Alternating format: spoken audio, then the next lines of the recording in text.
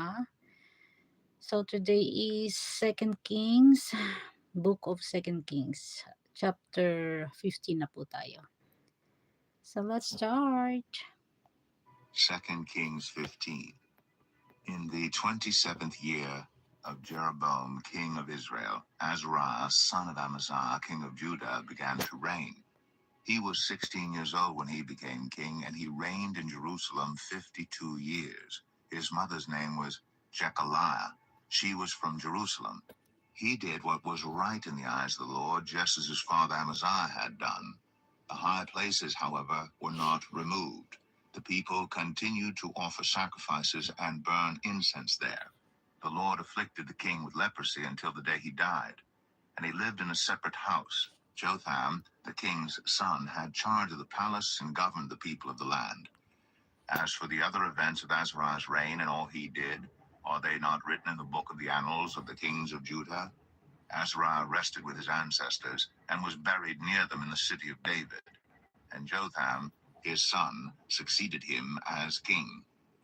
In the 38th year of Azariah, king of Judah, Zechariah, son of Jeroboam, became king of Israel in Samaria, and he reigned 6 months.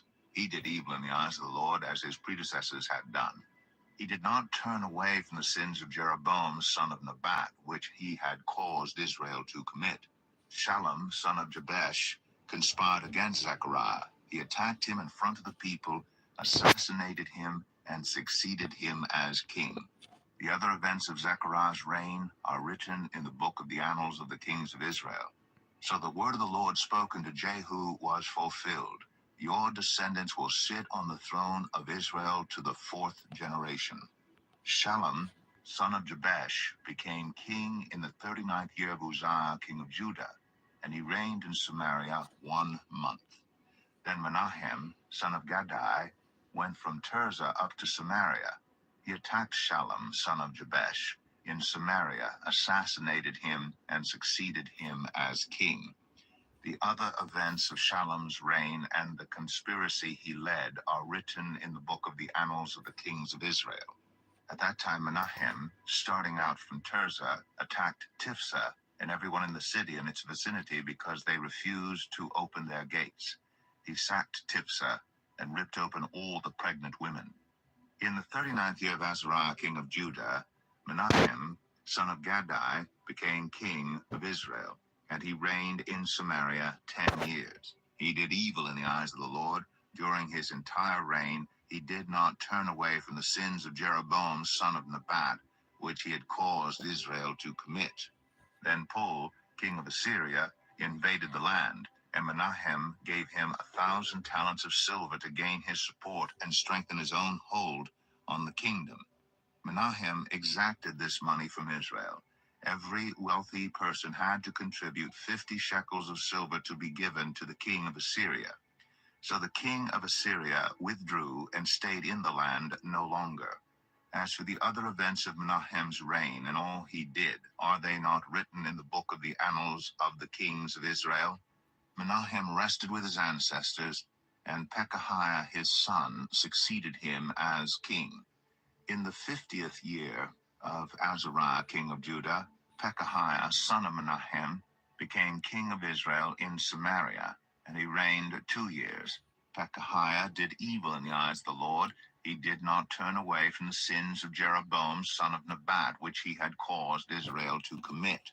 One of his chief officers, Pekah, son of Remaliah, conspired against him. Taking 50 men of Gilead with him, he assassinated Pekahiah, along with Argob and Arieh, in the citadel of the royal palace at Samaria. So Pekah killed Pekahiah and succeeded him as king.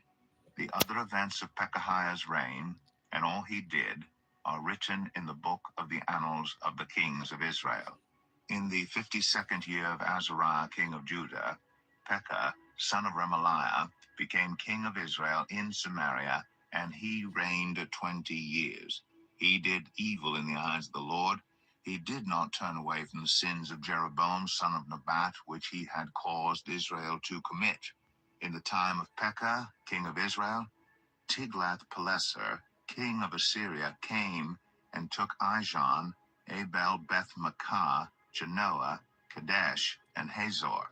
He took Gilead and Galilee, including all the land of Naphtali, and deported the people to Assyria. Then Hoshea, son of Elah, conspired against Pekah, son of Remaliah. He attacked and assassinated him, and then succeeded him as king in the 20th year of Jotham, son of Uzziah. As for the other events of Pekah's reign and all he did, are they not written in the book of the annals of the kings of Israel? In the 2nd year of Pekah, son of Remaliah, king of Israel, Jotham, son of Uzziah, king of Judah, began to reign. He was 25 years old when he became king, and he reigned in Jerusalem 16 years. His mother's name was Jerusha, daughter of Zadok. He did what was right in the eyes of the Lord, just as his father Uzziah had done. The high places, however, were not removed. The people continued to offer sacrifices and burn incense there. Jotham rebuilt the upper gate of the temple of the Lord. As for the other events of Jotham's reign and what he did, are they not written in the book of the annals of the kings of Judah? In those days the Lord began to send Rezin, king of Aram, and Pekah, son of Remaliah, against Judah. Jotham rested with his ancestors and was buried with them in the city of David, the city of his father, and Ahaz, his son, succeeded him as king. 2 Kings 16. In the 17th year of Pekah, son of Remaliah, Ahaz, son of Jotham, king of Judah, began to reign. Ahaz was 20 years old when he became king, and he reigned in Jerusalem 16 years. Unlike David, his father, he did not do what was right in the eyes of the Lord his God. He followed the ways of the kings of Israel, and even sacrificed his son in the fire, engaging in the detestable practices of the nations the Lord had driven out before the Israelites. He offered sacrifices and burnt incense at the high places, on the hilltops, and under every spreading tree. Then Rezin, king of Aram, and Pekah, son of Remaliah, king of Israel, marched up to fight against Jerusalem and besieged Ahaz, but they could not overpower him. At that time, Rezin, king of Aram, recovered Elath for Aram by driving out the people of Judah. Edomites then moved into Elath and have lived there to this day. Ahaz sent messengers to say to Tiglath-Pileser, king of Assyria, I am your servant and vassal. Come up and save me out of the hand of the king of Aram and of the king of Israel, who are attacking me. And Ahaz took the silver and gold found in the temple of the Lord and in the treasuries of the royal palace, and sent it as a gift to the king of Assyria. The king of Assyria complied by attacking Damascus and capturing it. He deported its inhabitants to Kir and put Rezin to death. Then King Ahaz went to Damascus to meet Tiglath-Pileser, king of Assyria. He saw an altar in Damascus and sent to Uriah the priest a sketch of the altar with detailed plans for its construction. So Uriah the priest built an altar in accordance with all the plans that King Ahaz had sent from Damascus, and finished it before King Ahaz returned. When the king came back from Damascus and saw the altar, he approached it and presented offerings on it. He offered up his burnt offering and grain offering, poured out his drink offering, and splashed the blood of his fellowship offerings against the altar. As for the bronze altar that stood before the Lord, he brought it from the front of the temple, from between the new altar and the temple of the Lord, and put it on the north side of the new altar. King Ahaz then gave these orders to Uriah the priest. On the large new altar, offer the morning burnt offering and the evening grain offering, the king's burnt offering and his grain offering, and the burnt offering of all the people of the land, and their grain offering and their drink offering. Splash against this altar the blood of all the burnt offerings and sacrifices. But I will use the bronze altar for seeking guidance. And Uriah the priest did just as King Ahaz had ordered. King Ahaz cut off the side panels and removed the basins from the movable stands. He removed the sea from the bronze bowls that supported it and set it on a stone base. He took away the Sabbath canopy that had been built at the temple and removed the royal entryway outside the temple of the Lord in deference to the king of Assyria. As for the other events of the reign of Ahaz and what he did, are they not written in the book of the annals of the kings of Judah? Ahaz rested with his ancestors and was buried with them in the city of David, and Hezekiah his son succeeded him as king. 2 Kings 17. In the 12th year of Ahaz king of Judah, Hoshea son of Elah became king of Israel in Samaria, and he reigned 9 years. He did evil in the eyes of the Lord, but not like the kings of Israel who preceded him. Shalmaneser, king of Assyria, came up to attack Hoshea, who had been Shalmaneser's vassal and had paid him tribute. But the king of Assyria discovered that Hoshea was a traitor, for he had sent envoys to So, king of Egypt, and he no longer paid tribute to the king of Assyria, as he had done year by year. Therefore Shalmaneser seized him and put him in prison. The king of Assyria invaded the entire land, marched against Samaria, and laid siege to it for 3 years. In the 9th year of Hoshea, the king of Assyria captured Samaria and deported the Israelites to Assyria. He settled them in Halah, in Gozan, on the Habor River, and in the towns of the Medes. All this took place because the Israelites had sinned against the Lord their God, who had brought them up out of Egypt from under the power of Pharaoh, king of Egypt. They worshipped other gods and followed the practices of the nations the Lord had driven out before them, as well as the practices that the kings of Israel had introduced. The Israelites secretly did things against the Lord their God that were not right. From watchtower to fortified city, they built themselves high places in all their towns. They set up sacred stones and Asherah poles on every high hill and under every spreading tree. At every high place they burned incense, as the nations whom the Lord had driven out before them had done. They did wicked things that aroused the Lord's anger. They worshipped idols, though the Lord had said, "You shall not do this." The Lord warned Israel and Judah through all his prophets and seers, "Turn from your evil ways. Observe my commands and decrees in accordance with the entire law that I commanded your ancestors to obey, and that I delivered to you through my servants, the prophets." But they would not listen and were as stiff-necked as their ancestors, who did not trust in the Lord their God. They rejected his decrees and the covenant he had made with their ancestors, and the statutes he had warned them to keep. They followed worthless idols, and themselves became worthless. They imitated the nations around them, although the Lord had ordered them, "Do not do as they do." They forsook all the commands of the Lord their God and made for themselves 2 idols cast in the shape of calves and an Asherah pole. They bowed down to all the starry hosts, and they worshipped Baal. They sacrificed their sons and daughters in the fire. They practiced divination and sought omens and sold themselves to do evil in the eyes of the Lord, arousing his anger. So the Lord was very angry with Israel and removed them from his presence. Only the tribe of Judah was left, and even Judah did not keep the commands of the Lord their God. They followed the practices Israel had introduced. Therefore the Lord rejected all the people of Israel. He afflicted them and gave them into the hands of plunderers until he thrust them from his presence. When he tore Israel away from the house of David, they made Jeroboam, son of Nebat, their king. Jeroboam enticed Israel away from following the Lord and caused them to commit a great sin. The Israelites persisted in all the sins of Jeroboam and did not turn away from them until the Lord removed them from his presence, as he had warned through all his servants, the prophets.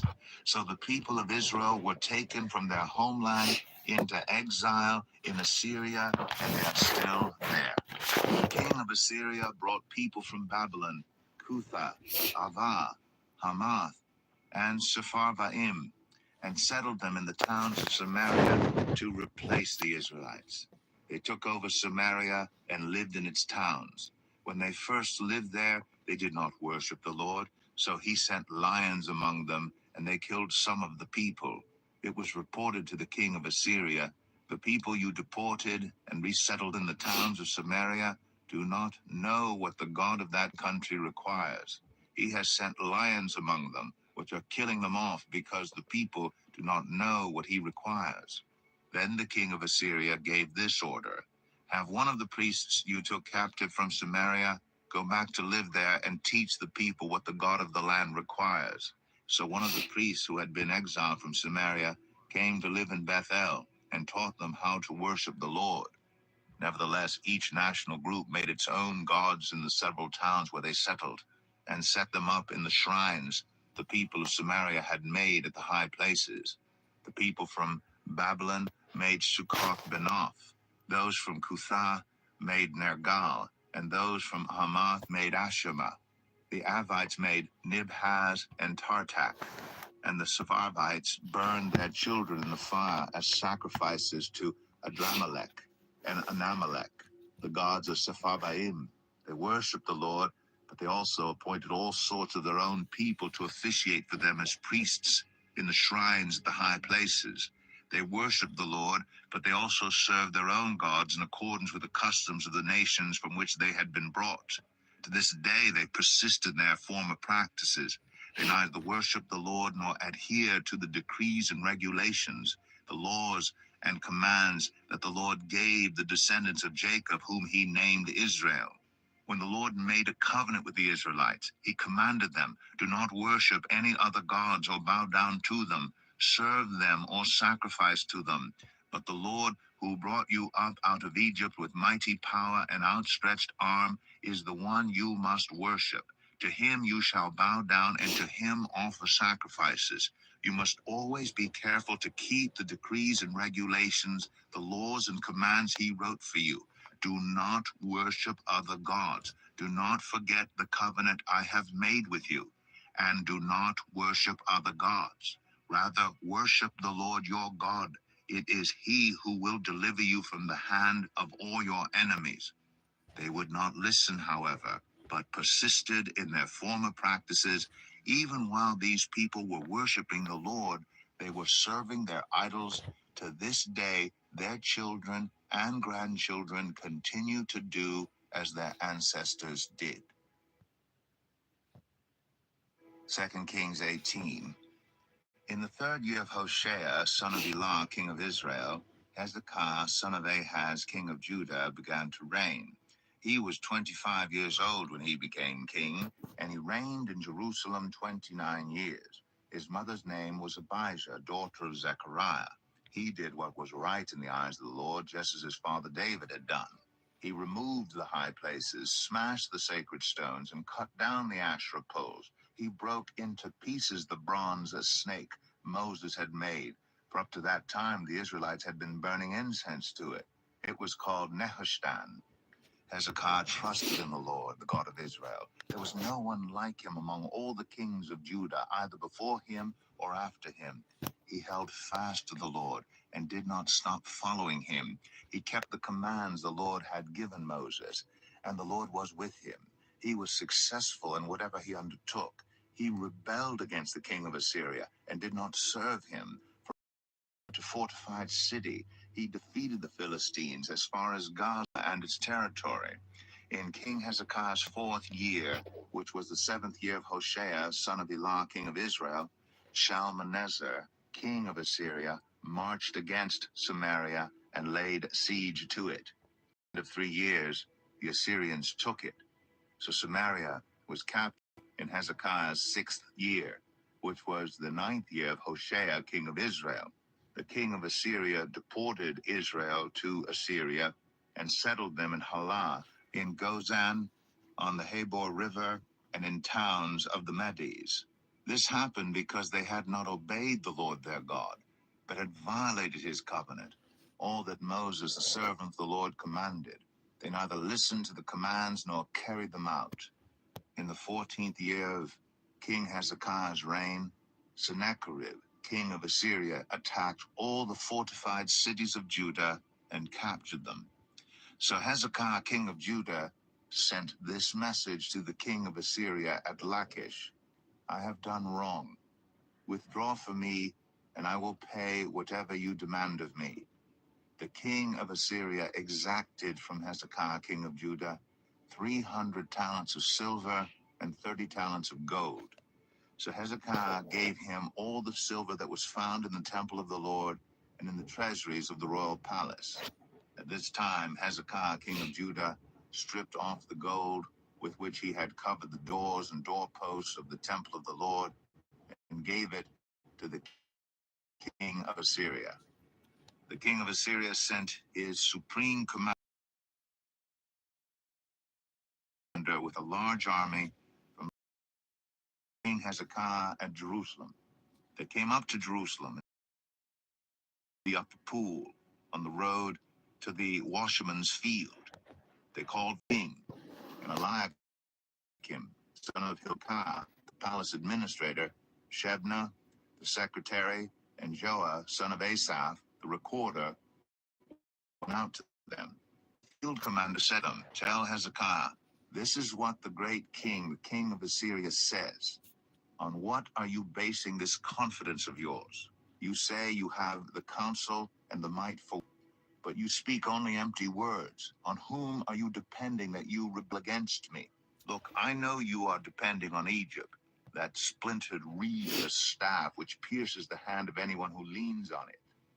Such is Pharaoh, king of Egypt, to all who depend on him. But if you say to me, we are depending on the Lord our God, isn't he the one whose high places and altars Hezekiah removed, saying to Judah and Jerusalem, you must worship before this altar in Jerusalem? Come now, make a bargain with my master, the king of Assyria. I will give you 2,000 horses if you can put riders on them. How can you repulse one officer of the least of my master's officials, even though you are depending on Egypt for chariots and horsemen?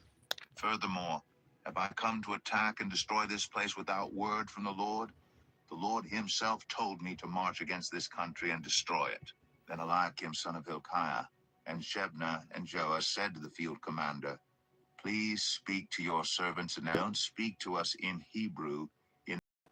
But the commander replied, Was it only to your master and you that my master sent me to say these things, and not to the people sitting on the wall, who, like you, will have to eat their own excrement and drink their own urine? Then the commander stood and called out in Hebrew, Hear the word of the great king, the king of Assyria. This is what the king says. Do not let Hezekiah deceive you. He cannot deliver you from my hand. Do not let Hezekiah persuade you to trust in the Lord when he says, The Lord will surely deliver us. This city will not be given into the hand of the king of Assyria. Do not listen to Hezekiah. This is what the king of Assyria says. Make peace with me and come out to me. Then each of you will eat fruit from your own vine and fig tree and drink water from your own cistern until I come and take you to a land like your own, a land of grain and new wine, a land of bread and vineyards, a land of olive trees and honey. Choose life and not death. Do not listen to Hezekiah, for he is misleading you when he says, The Lord will deliver us. Has God of any nation ever delivered his land from the hand? Where are the gods of Math and Arpad? Where are the gods of Sepharvaim, Hena, and Ivah? Have they rescued Samaria from my hand? Who of all the gods of these countries has been able to save his land from me? How then can the Lord deliver Jerusalem from my hand? But the people remained silent, said nothing in reply, because the king had commanded, Do not answer him. Then Eliakim, son of Hilkiah, the palace administrator, Shebna, the secretary, and Joah, son of Asaph, the recorder, went to Hezekiah with their clothes torn, and told him what the field commander had said.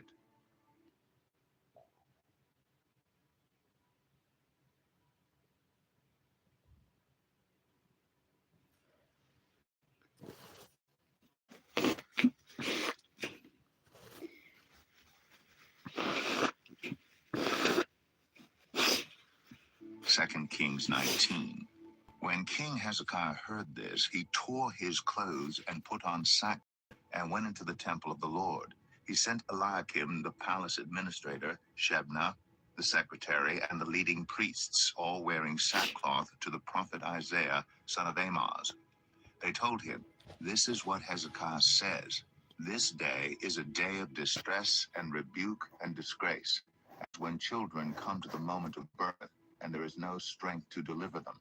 It may be that the Lord your God will hear all the words of the field commander, whom his master, the king of Assyria, has sent to ridicule the living God, and that he will rebuke him for the words the Lord your God has heard. Therefore pray for the remnant that still survives." When King Hezekiah's officials came to Isaiah, Isaiah said to them, "Tell your master, this is what the Lord says. Do not be afraid with which the underlings of the king listen. When he hears a certain report, I will make him want to return to his own country, and there I will have him cut down with the sword." When the field commander heard that the king of Assyria had left Lachish, he withdrew and found the king fighting against Libnah.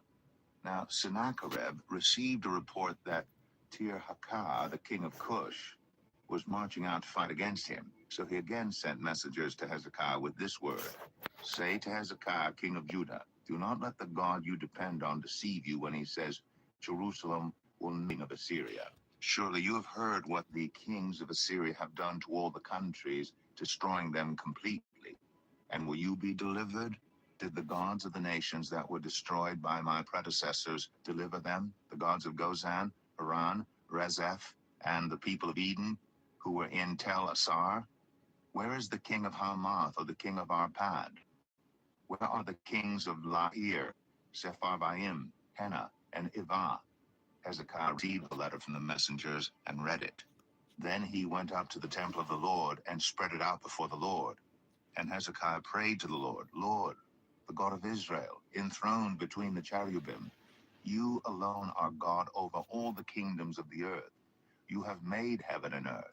Give ear, Lord, and hear. Open your eyes, Lord, and see. Listen to the words Sennacherib has sent to ridicule the living God. It is true, Lord, that the Assyrian kings have laid waste these nations and their lands. They have thrown their gods into the fire and destroyed them. For they were not gods, but only wood and stone, fashioned by human hands. Now, Lord our God, deliver us from his hand, so that alone, Lord, our God." Then Isaiah, son of Amoz, sent a message to Hezekiah. "This is what the Lord, the God of Israel, says. I have heard your prayer concerning Sennacherib, king of Assyria. This is the word that the Lord has spoken against him. Virgin daughter Zion despises you and mocks you. Daughter Jerusalem tosses her head as you flee. Who is it you have ridiculed and blasphemed? Against whom have you raised your voice and lifted your eyes in pride? Against the Holy One of Israel. By your messengers you have ridiculed the Lord. And you have said, with my many chariots I have ascended the heights of the mountains, the utmost heights of Lebanon. I have cut down its tallest cedars, the choicest of its junipers. I have reached its remotest parts, the finest of its forests. I have dug wells in foreign lands and drunk the water there. With the soles of my feet I have dried up all the streams of Egypt. Have you not heard? Long ago I ordained it. In days of old I planned it. Now I have brought it to pass, that you have turned fortified cities into piles of stone. Their people, drained of power, are dismayed and put to shame.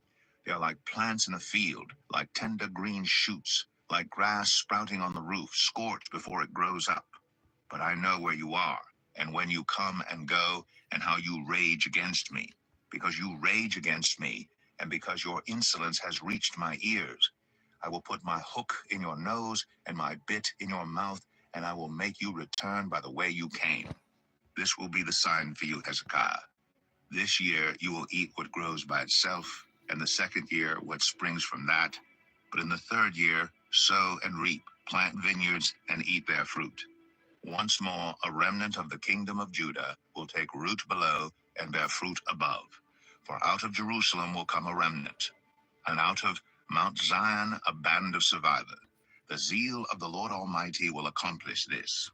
Therefore, this is what the Lord says concerning the king of Assyria. He will not enter the city, or shoot an arrow here. He will not come before it with shield or build a siege ramp against it. By the way that he came, he will return. He will not enter this city, declares the Lord. I will defend this city and save it, for my sake and for the sake of David my servant. That night the angel of the Lord went out and put to death 185,000 in the Assyrian camp. When the people got up the next morning, there were all the dead bodies. So Sennacherib, king of Assyria, broke camp and withdrew. He returned to Nineveh and stayed there. One day, while he was worshipping in the temple of his god Nisroch, his sons Adramelech and Sharezer killed him with the sword, and escaped to the land of Ararat. And Esarhaddon his son succeeded him as king.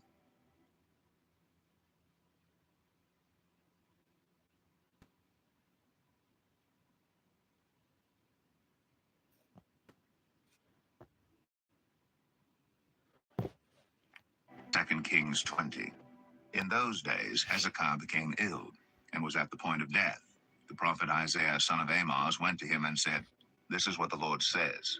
Put your house in order, because you are going to die. You will not recover. Hezekiah turned his face to the wall and prayed to the Lord. Remember, Lord, how I have walked before you faithfully and with wholehearted devotion, and have done what is good in your eyes. Before Isaiah had left the middle court, the word of the Lord came to him. Go back and tell Hezekiah, the ruler of my people, this is what the Lord, the God of your father David, says. I have heard your prayer and seen your tears. I will heal you. On the third day from now, you will go up to the temple of the Lord. I will add 15 years to your life, and I will deliver you and this city from the hand of the king of Assyria. I will defend my servant David.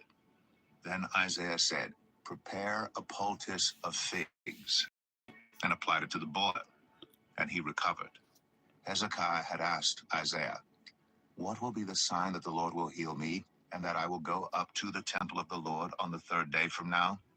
Isaiah answered, This is the Lord's sign to you that the Lord will do what he has promised. Shall the shadow go forward 10 steps, or shall it go back 10 steps? It is a simple matter for the shadow to go forward 10 steps, said Hezekiah. Rather, have it go back 10 steps. Then the prophet Isaiah called on the Lord, and the Lord made the shadow go back the 10 steps it had gone down on the stairway of Ahaz. At that time Marduk-Baladan, son of Baladan, king of Babylon, sent Hezekiah letters and a gift because he had heard of Hezekiah's illness. Hezekiah received the envoys and showed them all that was in his storehouses, the silver, the gold, the spices, and the fine olive oil, his armory, and everything found among his treasures. There was nothing in his palace or in all his kingdom that Hezekiah did not show them. Then Isaiah the prophet went to King Hezekiah and asked, What did those men say, and where did they come from a distant land? Hezekiah replied, They came from Babylon. The prophet asked, What did they see in your palace? They saw nothing in my palace, Hezekiah said. There is nothing among my treasures that I did not show them. Then Isaiah said to Hezekiah, Hear the word of the Lord. The time will surely come when everything in your palace and all that your predecessors have stored up until this day will be carried off to Babylon. Nothing will be left, says the Lord. And some of your descendants, your own flesh and blood, who will be born to you, will be taken away, and they will become eunuchs in the palace of the king of Babylon. The word of the Lord you have spoken is good. Hezekiah replied, for he thought, Will there not be peace and security in my lifetime? As for the other events of Hezekiah's reign, all his achievements, and how he made the pool and the tunnel by which he brought water into the city, are they not written in the book of the annals of the kings of Judah? Hezekiah rested with his ancestors, and Manasseh his son succeeded him as king.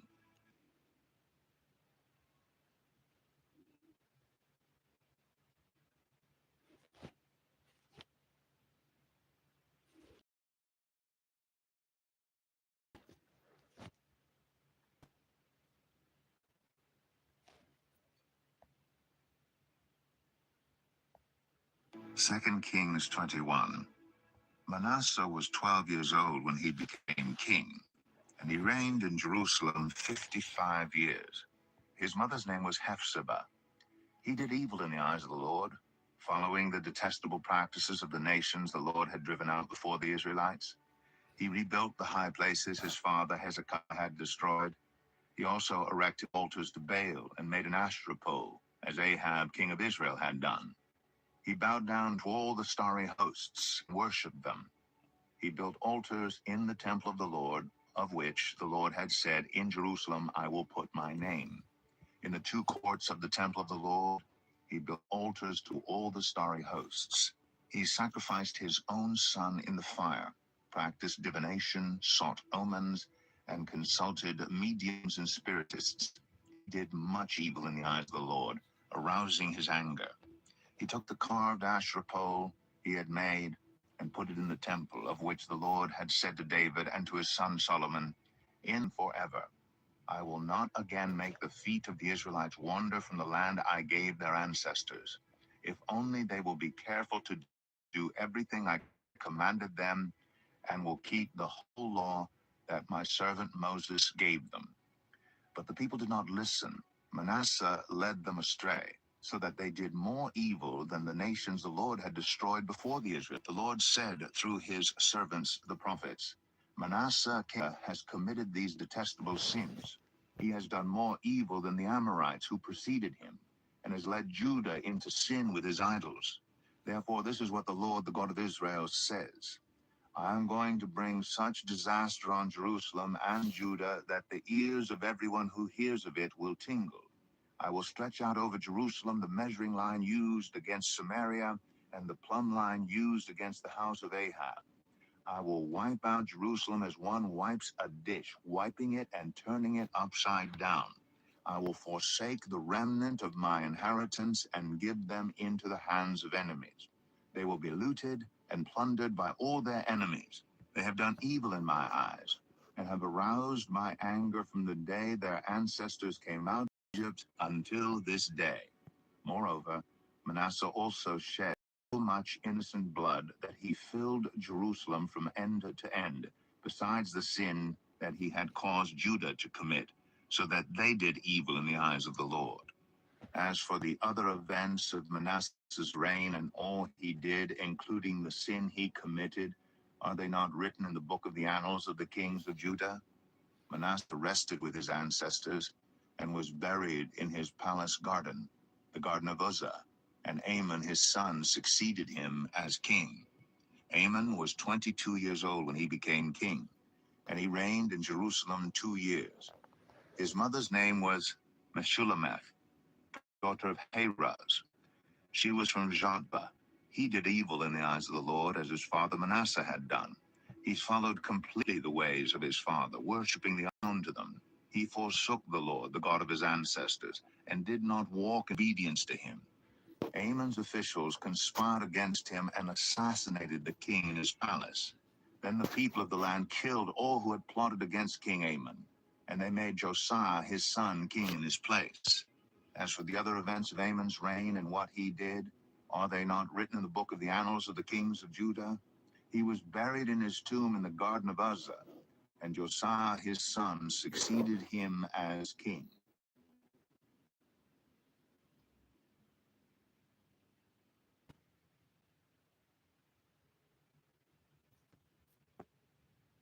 Second Kings 22.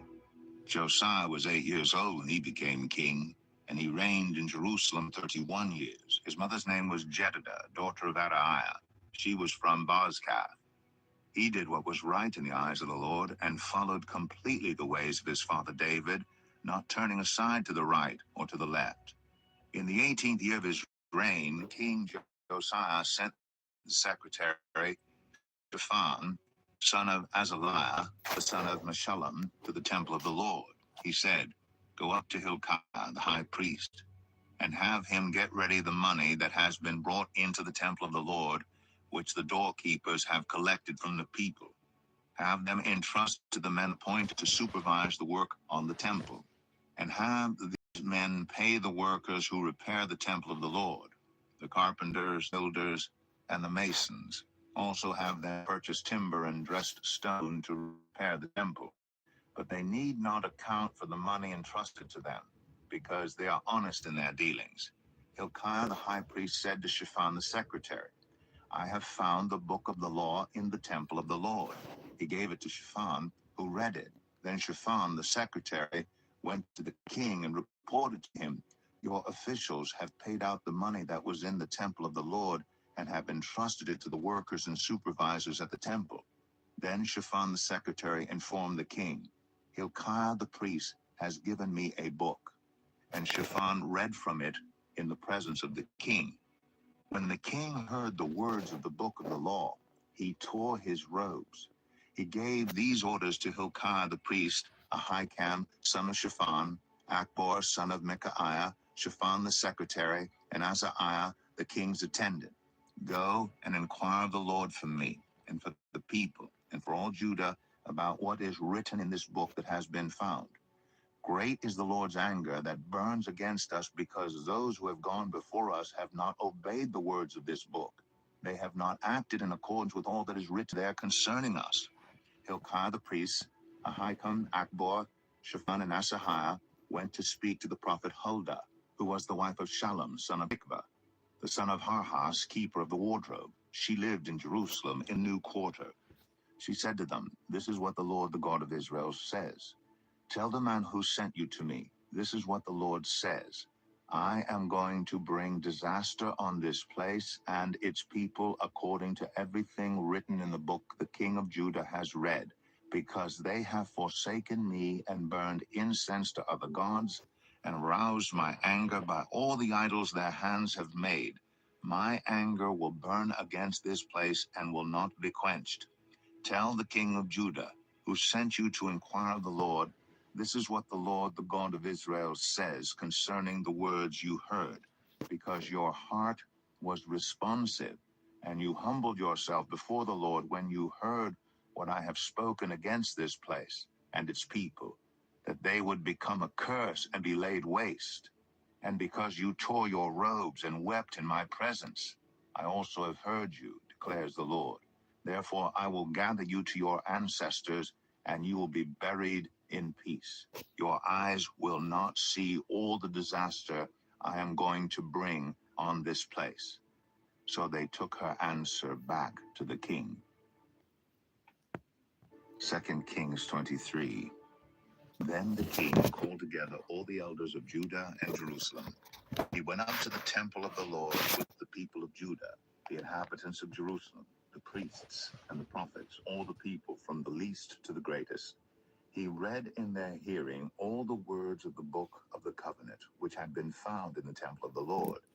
The king stood by the pillar and renewed the covenant in the presence of the Lord, to follow the Lord and keep his commands, statutes, and decrees with all his heart and all his soul, thus confirming the words of the covenant written in this book. Then all the people pledged themselves to the covenant. The king ordered Hilkiah the high priest, the priests next in rank, and the doorkeepers to remove from the temple of the Lord all the articles made for Baal and Asherah and all the starry hosts. He burned them outside Jerusalem in the fields of the Kidron Valley, and took the ashes to Bethel. He did away with the idolatrous priests appointed by the kings of Judah to burn incense on the high places of the towns of Judah and on those around Jerusalem, those who burned incense to Baal, to the sun and moon, to the constellations, and to all the starry hosts. He took the Asherah pole from the temple of the Lord to the Kidron Valley outside Jerusalem and left it there. He ground it to powder and scattered the dust over the graves of the common people. He also tore down the quarters of the male shrine prostitutes that were in the temple of the Lord, the quarters where women did weaving for Asherah. Josiah brought all the priests from the towns of Judah and desecrated the high places, from Geba to Beersheba, where the priests had burned incense. He broke down the gateway at the entrance of the gate of Joshua, the city governor, which was on the left of the city gate. Although the priests of the high places did not serve at the altar of the Lord in Jerusalem, they ate unleavened bread with their fellow priests. He desecrated Topheth, which was in the valley of Ben Hinnom. so no one could use it to sacrifice their son or daughter in the fire to Moloch. He removed from the entrance to the temple of the Lord the horses that the kings of Judah had dedicated to the sun. They were in the court near the room of an official named Nathan Melech. Josiah then burned the chariots dedicated to the sun.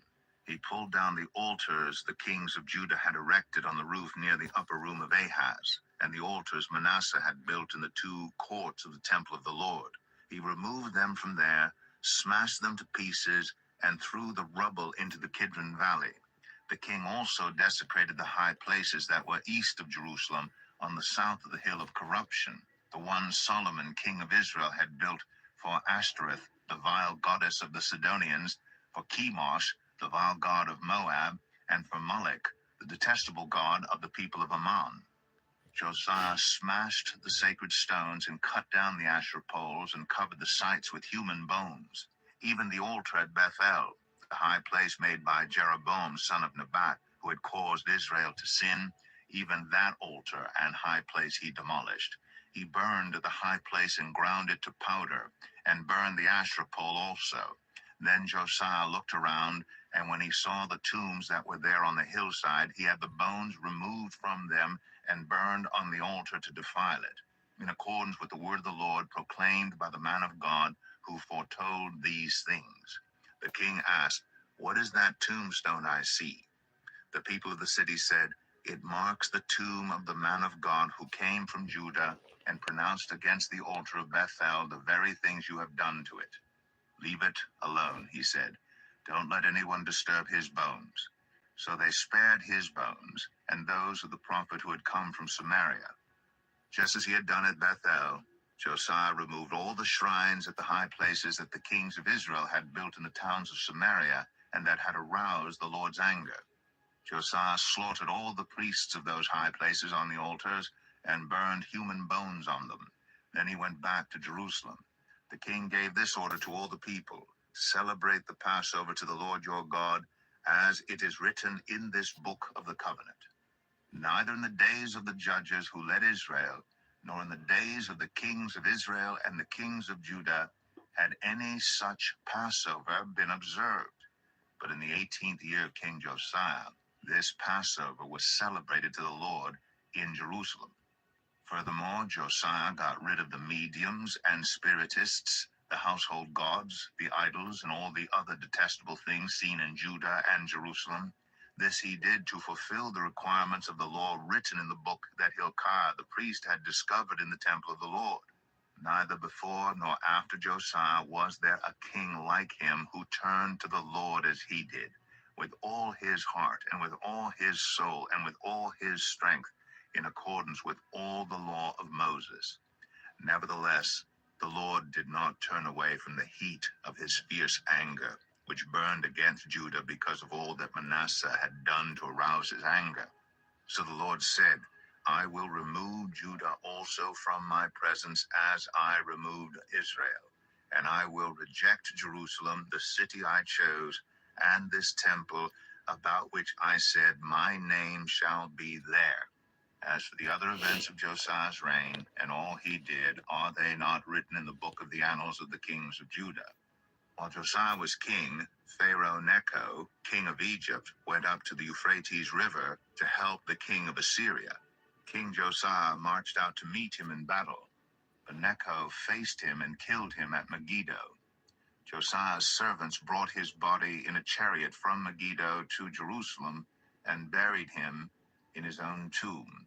And the people of the land took Jehoahaz, son of Josiah, and anointed him and made him king in place of his father.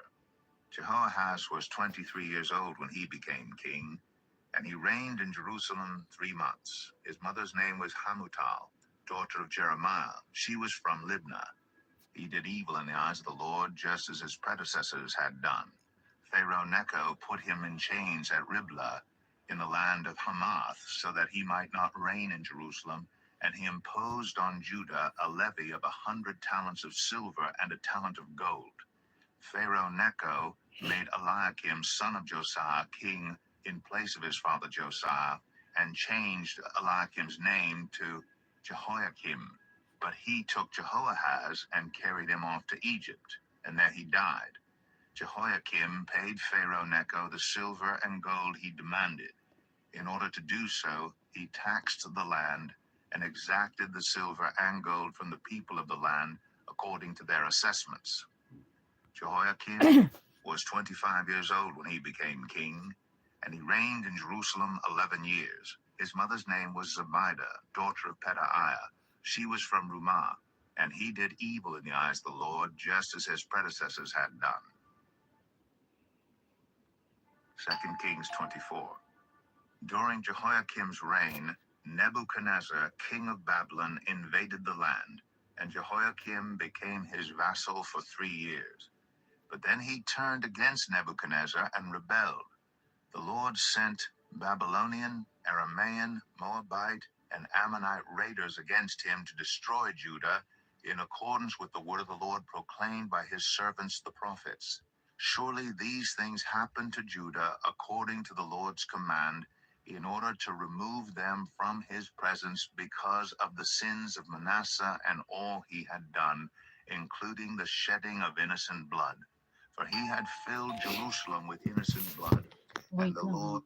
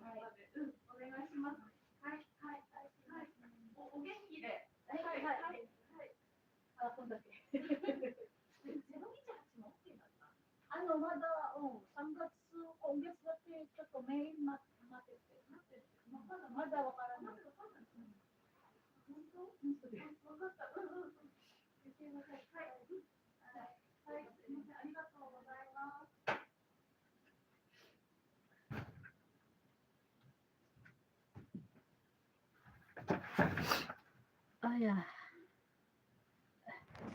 Sorry about that. What happened? Ay, ay, ay. Ulit ng hapon. Ayaw tumigil ka didingdong. Okay. Chatomate. Sorry. Na-disturb tayo. Nagkagulo na tuloy na ako. Excuse me.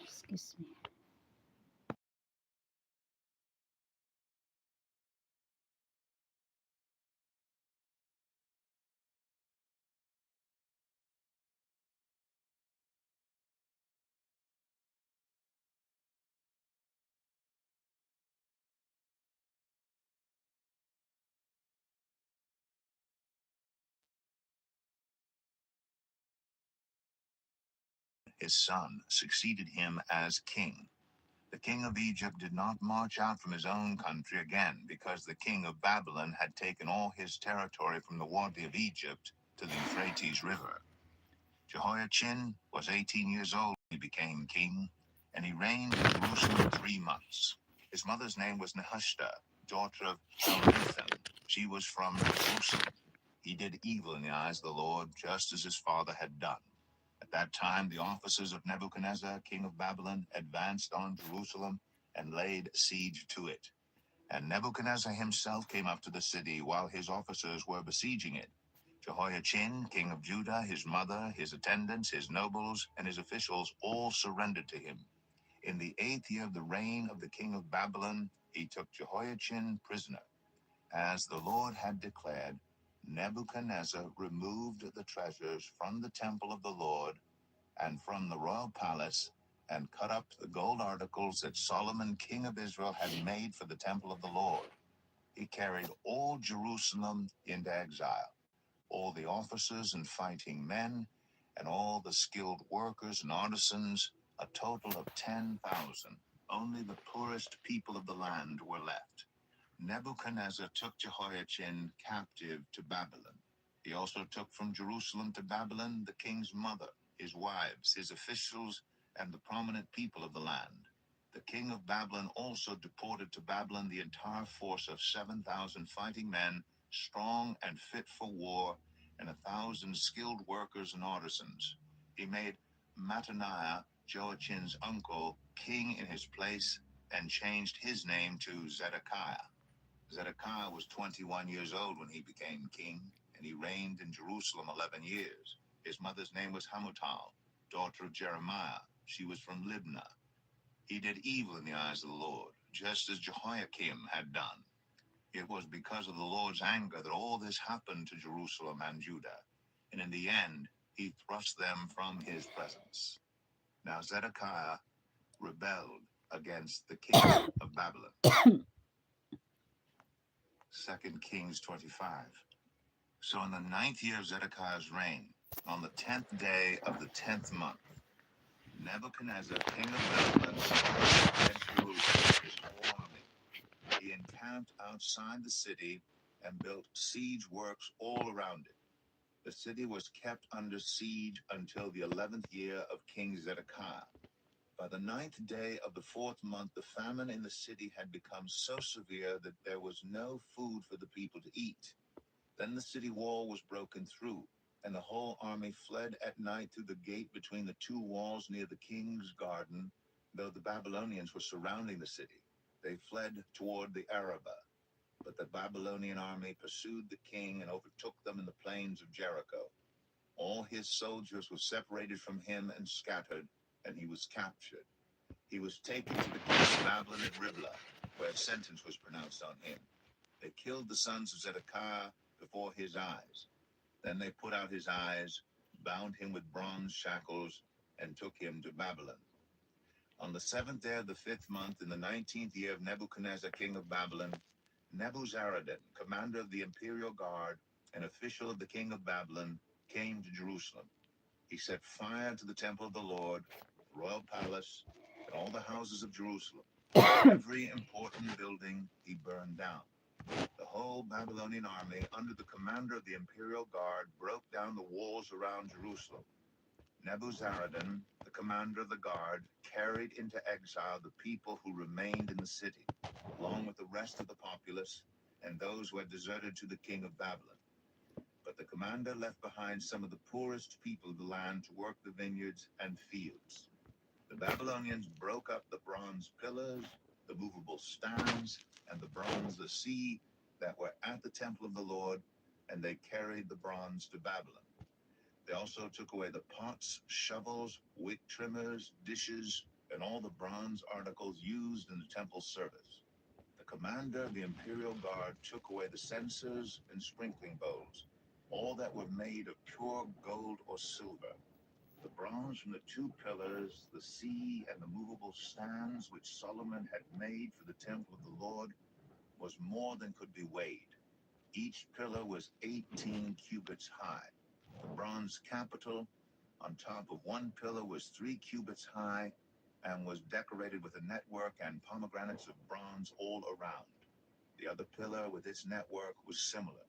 The commander of the guard took as prisoners Seraiah, the chief priest, Zephaniah, the priest next in rank, and the 3 doorkeepers. Of those still in the city, he took the officer in charge of the fighting men and 5 royal advisors. He also took the secretary, who was chief officer in charge of conscripting the people of the land, and 60 of the conscripts who were found in the city. Nebuzaradan, the commander, took them all and brought them to the king of Babylon at Riblah. There at Riblah, in the land of Hamath, the king had them executed. So Judah went into captivity away from her land. Nebuchadnezzar, king of Babylon, appointed Gedaliah, son of Ahikam, the son of Shaphan, to be over the people he had left behind in Judah. When all the army officers and their men heard that the king of Babylon had appointed Gedaliah as governor, they came to Gedaliah at Mizpah. Ishmael, son of Nethaniah, Johanan, son of Kareah, Seraiah, son of Tanhumeth, the Netophathite, Jaazaniah, the son of the Maakathite, and their men. Gedaliah took an oath to reassure them and their men. Do not be afraid of the Babylonian officials, he said. Settle down in the land and serve the king of Babylon, and it will go well with you. In the 7th month, however, Ishmael, son of Nethaniah, the son of Elishama, who was of royal blood, came with 10 men and assassinated Gedaliah, and also the men of Judah and the Babylonians who were with him at Mizpah. At this, all the people from the least to the greatest, together with the army officers, fled to Egypt for fear of the Babylonians. In the 37th year of the exile of Jehoiachin, king of Judah, in the year Awel-Marduk became king of Babylon, he released Jehoiachin, king of Judah, from prison. He did this on the 27th day of the 12th month. He spoke kindly to him and gave him a seat of honor higher than those of the other kings who were with him in Babylon. So Jehoiachin put aside his prison clothes and for the rest of his life ate regularly at the king's table. Day by day, the king gave Jehoiachin a regular allowance as long as he lived.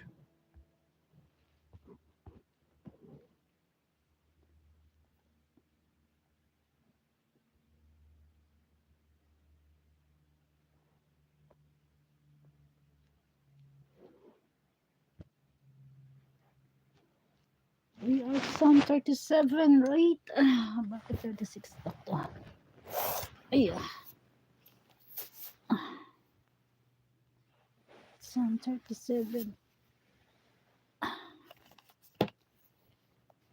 Psalm 37 of David. Do not fret because of those who are evil, or be envious of those who do wrong. For like the grass, they will soon wither. Like green plants, they will soon die away. Trust in the Lord and do good. Dwell in the land and enjoy safe pasture. Take delight in the Lord, and he will give you the desires of your heart. Commit your way to the Lord. Trust in him, and he will do this. He will make your righteous reward shine like the dawn, your vindication like the noonday sun. Be still before the Lord, and wait patiently for him. Do not fret when people succeed in their ways, when they carry out their wicked schemes. Refrain from anger and turn from wrath. Do not fret, it leads only to evil. For those who are evil will be destroyed, but those who hope in the Lord will inherit the land. A little while, and the wicked will be no more. Though you look for them, they will not be found.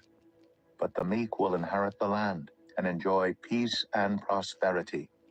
The wicked plot against the righteous and gnash their teeth at them. But the Lord laughs at the wicked, for he knows their day is coming. The wicked draw the sword and bend the bow, to bring down the poor and needy, to slay those whose ways are upright. But their swords will pierce their own hearts, and their bows will be broken. Better the little that the righteous have than the wealth of many wicked. For the power of the wicked will be broken, but the Lord upholds the righteous. The blameless spend their days under the Lord's care, and their inheritance will endure forever. In times of disaster they will not wither. In days of famine they will enjoy plenty. But the wicked will perish. Though the Lord's enemies are like the flowers of the field, they will be consumed. They will go up in smoke. The wicked borrow and do not repay, but the righteous give generously. Those the Lord blesses will inherit the land, but those he curses will be destroyed. The Lord makes firm the steps of the one who delights in him. Though he may stumble, he will not fall, for the Lord upholds him with his hand. I was young, and now I am old, yet I have never seen the righteous forsaken, or their children begging bread.